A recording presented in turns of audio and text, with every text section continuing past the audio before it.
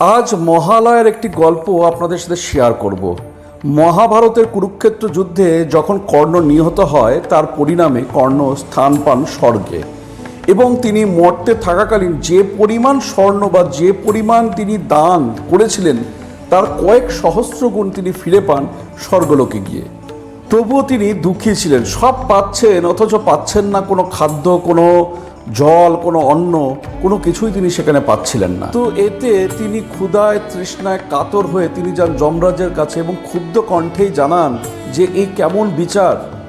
যমরাজ তার উত্তরে জানায়, মানুষ যা যা দান করে পরলোকে ঠিক সেই জিনিসগুলোই সে ফিরে পায়।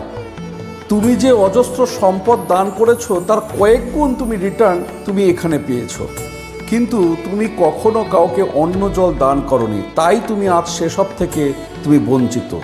কর্ণ তাতে কিছুটা বিস্মিত হলেন এবং জানালেন যে সেই সুযোগ আমি কোনোদিনই কখনো পাইনি। পরবর্তীতে যমরাজের ইচ্ছায় 15 দিন অর্থাৎ এক পক্ষকাল ব্যাপী তিনি কর্ণ মর্তে ফিরে আসেন। এই 15 দিন ধরেই তিনি দান করেন অন্ন এবং তৃষ্ণার্তকে দেন জল। পরিণামে স্বর্গে ফিরে পান তিনি অন্ন এবং জল, এবং তিনি যেদিন স্বর্গে ফিরে যান সেই দিনটাই ছিল এই মহালয়া অমাবস্যা। তাই এই মহালয়া অমাবস্যার এই তর্পণ অত্যন্ত গুরুত্বপূর্ণ তিথি।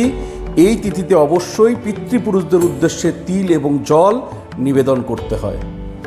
মনে রাখতে হবে এই তর্পণ পূর্ব দিকে মুখ করে তর্পণ করতে হয়। প্রথমে দেব তর্পণ, পরে মনুষ্য তর্পণ, পরে ঋষি তর্পণ এবং পিতৃপুরুষদের উদ্দেশ্যে জল নিবেদন করতে হয়। কিন্তু যমদেবের উদ্দেশ্যে তর্পণ করতে হয় সেটা দক্ষিণ দিকে মুখ করে।